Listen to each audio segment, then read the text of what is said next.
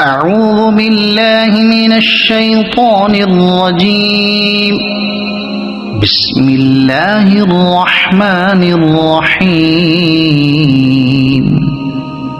والسماء والطارق وما أدراك ما الطارق النجم الثاقب إن كل نفس لما عليها حافظ فلينظر الإنسان مما خلق من ماء دافق يخرج من بين الصلب والترائب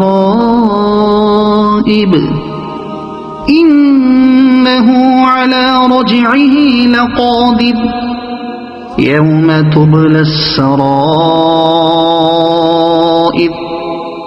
فما له من قوة ولا ناصر والسماء